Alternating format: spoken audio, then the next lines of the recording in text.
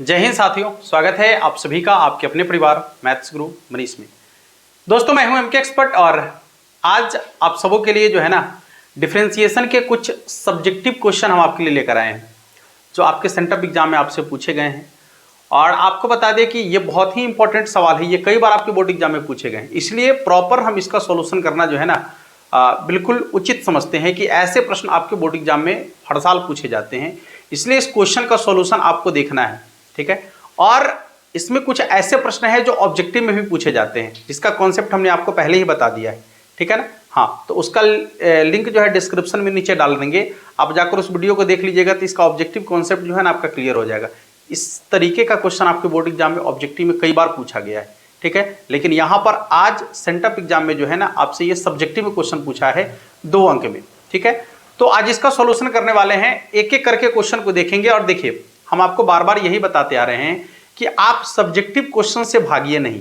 आपके board exam में subjective question भी आपसे पूछा जाएगा और वो क्वेश्चन भी आपको बनाना पड़ेगा। ठीक है ना, ऑब्जेक्टिव में तो आप 100 में 100 बना दीजिएगा, ये बात तय है। यदि 100 में से 100 ऑब्जेक्टिव क्वेश्चन कहेगा कि आपको सॉल्व करना है तो आप 100 ऑब्जेक्टिव क्वेश्चन का सॉल्यूशन कर दीजिएगा। हम उस लेवल की तैयारी आप लोग को करा दिए हैं, लेकिन केवल उससे काम नहीं चलेगा। आप सब्जेक्टिव क्वेश्चन का भी सॉल्यूशन यदि 100 में 100 अंकों का कर देते हैं ना, मतलब 50 अंकों का सब्जेक्टिव यदि सॉल्व करेंगे तब जाकर आपको बेहतर स्कोर होगा। ठीक है, इसलिए सब्जेक्टिव को देखकर भागिए नहीं और सब्जेक्टिव क्वेश्चन को फील करने का प्रयास कीजिए, उसके अप्रोच को समझने का प्रयास कीजिए कि किस तरीके से क्वेश्चन को सॉल्व किया जा रहा है। ठीक है ना, आइए क्वेश्चन की शुरुआत करते हैं। और आपके सामने एक सवाल है, बहुत ही मजेदार क्वेश्चन है।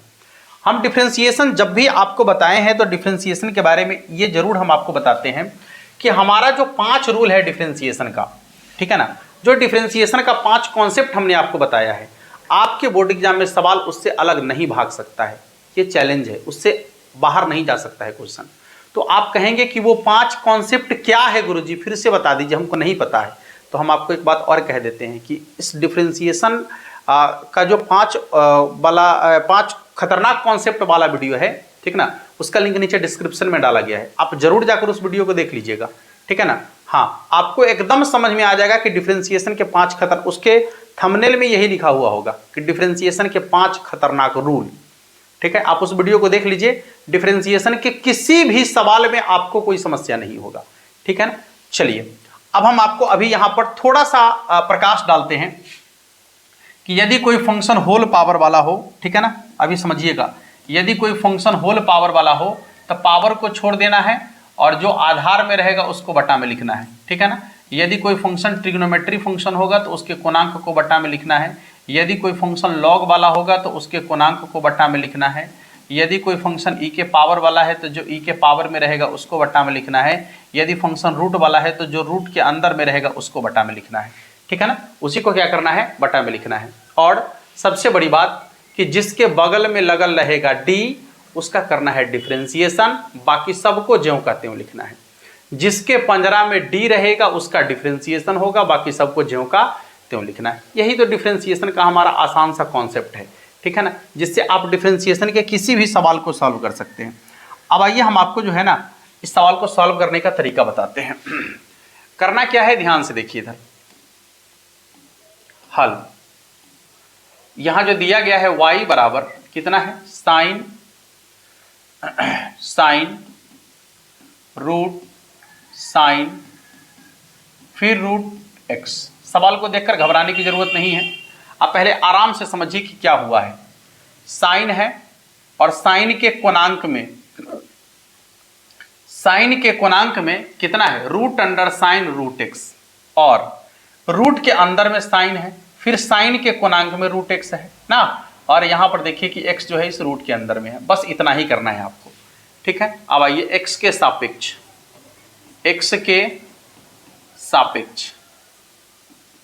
दोनों तरफ अवकलज करने पर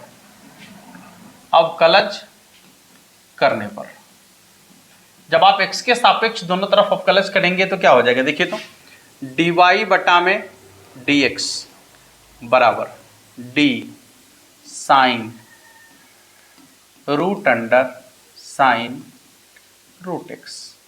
ठीक है, अब आप बताइए कि बटा में किसको उतारे। तो आप यहां पर यदि ध्यान देंगे, तो हमने आपको एक बात बताया है कि त्रिकोणमितीय अनुपात के कोणांक में जो रहेगा ना बटा में उसी को उतारिएगा।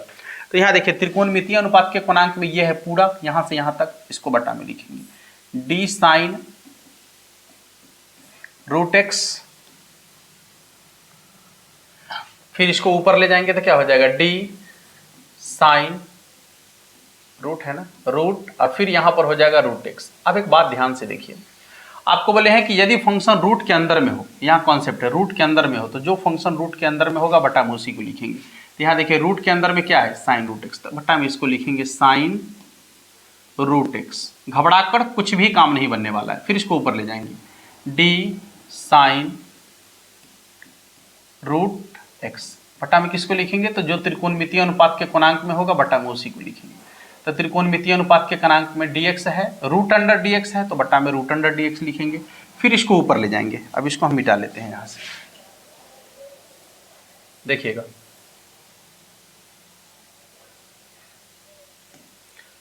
अब क्या करेंगे, तो फिर इसको ऊपर ले जाएंगे तो क्या हो जाएगा डी रूट एक्स बटा में, देखिए जो रूट के अंदर में है उसी को बटा में लिखेंगे, और जिसके सापेक्ष डिफरेंशिएशन कर रहे हैं यदि वो बटा में आ गया तो समझ लीजिए कि आपका डिफरेंशिएशन हो गया है। ठीक है ना, तो x के सापेक्ष डिफरेंशिएशन कर रहे थे, x बटा में आ गया, इसका मतलब डिफरेंशिएशन हो गया। अब करना क्या है वो आपको पता है कि जिसके बगल में लगल है d उसका करना है डिफरेंशिएशन, बाकी सबको ज्यों करते हो।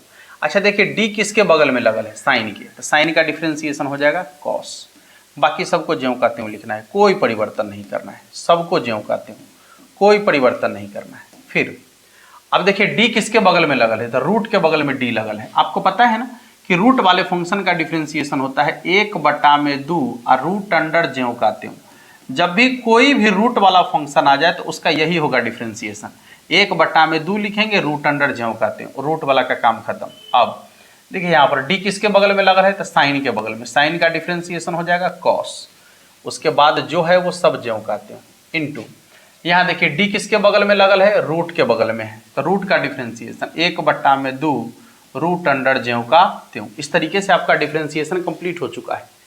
ठीक है ना, डिफरेंशिएशन कंप्लीट हो गया। ऊपर वाला को ऊपर में गुना करके नीचे वाला को नीचे में गुना करके लिखेंगे, आंसर बन गया। तो dy/dx बराबर हो जाएगा आपका cos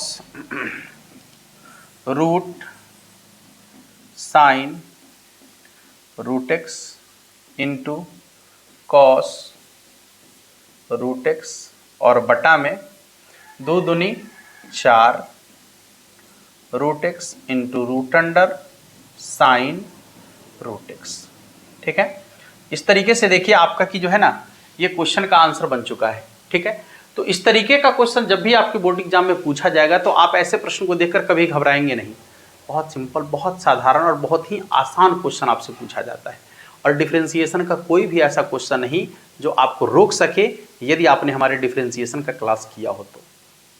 हाँ, यदि आप डिफरेंशिएशन का क्लास हमारा किए हैं तो हम चैलेंज देते हैं कि डिफरेंशिएशन का ऐसा कोई भी क्वेश्चन नहीं होगा जो आपको रोक पाए, किसी के अंदर वो क्षमता नहीं है कि आपको रोक पाए। ठीक है, अगले प्रश्न की तरफ हम चलेंगे। देखिएगा, ये हमारा दूसरा प्रश्न है, और यही प्रश्न के बारे में हम आपको कह रहे थे, इसी के बारे में हम कह रहे थे कि यही प्रश्न आपके बोर्ड एग्जाम में जो है ना ऑब्जेक्टिव में भी पूछा जाता है, और ये प्रश्न अभी सब्जेक्टिव में पूछा गया है, और ये क्वेश्चन अभी 2 अंक में आपसे पूछा गया है, ये क्वेश्चन 5 अंक में भी आपसे पूछा जा सकता है। ठीक है ना, ये क्वेश्चन आपके बोर्ड एग्जाम में 5 अंक में भी आपसे पूछा जा सकता है। तो वो क्वेश्चन 5 अंक वाला कैसे होगा, तो अभी एक ही देख रहे हैं ना, इसके साथ एक और आ जाएगा ऐसे ही। मान लीजिए कि आ गया cos x के पावर में x। ठीक है, और जब ऐसे 2 को जोड़ देगा ना तो समझ लीजिए कि यह क्वेश्चन आपका हो गया 5 अंक का। एक को पूछेगा तो 2 अंक का, और यह ऑब्जेक्टिव में भी 1 को पूछता है तो 1 अंक का भी सवाल बन सकता है। ठीक है, आइए सबसे पहले हम देखते हैं कि इस क्वेश्चन का सॉल्यूशन करेंगे कैसे। देखिए, क्वेश्चन का सॉल्यूशन करने से पहले आपको क्वेश्चन पहचानना पड़ता है। आप सवाल को सॉल्यूशन करेंगे उससे पहले सवाल को पहचानेंगे कि ये क्वेश्चन किस टाइप से पूछा गया है। तो इसके पहचानने का तरीका क्या है, समझिए। इसको कहते हैं हम फंक्शन के पावर में फंक्शन। देखिए यहां पर भी फंक्शन है और इसके पावर में भी आपको दिख रहा है फंक्शन, तो इसको कहते हैं फंक्शन के पावर में फंक्शन वाला क्वेश्चन ना। यहां पर देखेंगे तो ये नीचे में जो है आपका ये अलजेब्रा फंक्शन है और ऊपर में जो दिख रहे हैं ट्रिग्नोमेट्री फंक्शन है। तो इसको कहते हैं फंक्शन के पावर में फंक्शन, ठीक है ना, इसको क्या कहते हैं, फंक्शन के पावर में फंक्शन वाला क्वेश्चन। तो अब आप जब भी ऐसे प्रश्न को देखेंगे तो आप तुरंत देखकर पहचान जाएंगे कि ओ ये फंक्शन के पावर में फंक्शन वाला क्वेश्चन है, ठीक है ना। तो आपको अब याद ये भी आएगा उसी समय कि गुरुजी बताए थे कि जब फंक्शन के पावर में फंक्शन वाला सवाल आ जाएगा तो आपको लोग लगाना पड़ेगा। क्या लगाना पड़ेगा, लोग, समझ में आ रहा है, लोग मतलब लॉग। हाँ, तो जब फंक्शन के पावर में फंक्शन आ जाए तो आपको लोग लगाना है। अच्छा, लोग एक के तरफ नहीं लगाना है, लोग आपको दोनों तरफ लगाना है, ठीक है ना। हाँ, तो लिखेंगे दोनों तरफ लोग लगाने पर, दोनों तरफ लोग लगाने पर, हाँ, जैसे ही दोनों तरफ लोग लगाएंगे तो क्या हो जाएगा, log y और बराबर। आपको पता है कि जैसे ही लोग लगाते हैं तो जो पावर में रहता है ना, वो जो कन्हा पर रहता है वो नीचे उतर जाता है, मतलब जो पावर में रहता है वो आधार में आ जाता है। तो पावर में साइन एक्स है, ये साइन एक्स जो है ना आगे आ जाएगा आधार में, इनटू हो जाएगा आपका log x। अब आप देखिए कि दो फंक्शन आपके पास गुना में आ गया ना, एक साइन एक्स है और एक log x है। तो जब दो फंक्शन आपके पास गुना में आ गया तो यहां डिफरेंशिएशन करना है, और जब फंक्शन गुना में हो तो डिफरेंशिएशन के गुना वाला नियम लगाना है। तो लिखेंगे x के सापेक्ष दोनों तरफ अवकलज करने पर,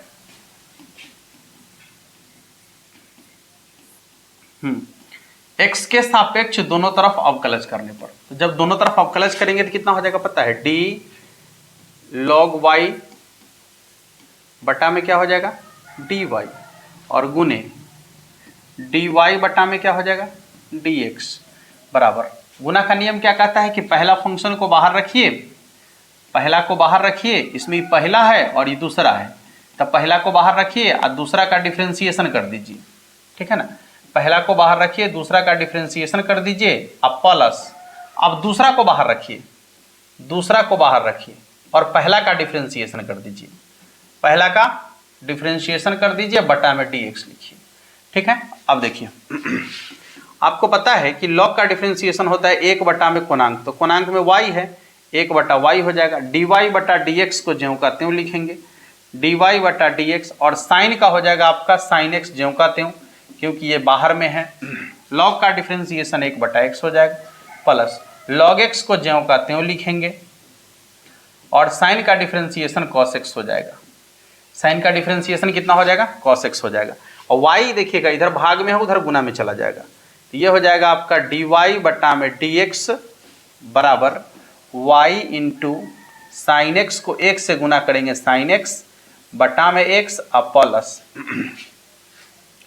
प्लस हो जाएगा आपका cos x इंटू में log x, cos x into में log x। एक काम और छोटा सा करना है आपको, देखिए ध्यान से, इधर क्या करना है कि y का मान यहाँ पर रख लेना है। अच्छा, y का मान क्या है, ऊपर में आपको दिख रहा है, देखिए यही ना है y का मान, y के जगह पर है x के पावर में sin x, तो आपको करना है y के जगह पर x के पावर में sin x रख लेना है। इसका फाइनल आंसर हो जाएगा आपका dy बटा में dx बराबर x के पावर में sin x, ठीक है ना। इसके बाद sin x बटा में x, अब plus cos x into log x, cos x into log x। अब आप एक चीज ध्यान से देखिए कि ये इसका सब्जेक्टिव आंसर है, ये सवाल आपसे 2 अंक में पूछा गया है, और जब 2 अंक में आपसे सवाल पूछा गया है तो आपको इस सवाल का सॉल्यूशन इसी तरीके से करना है, ठीक है ना।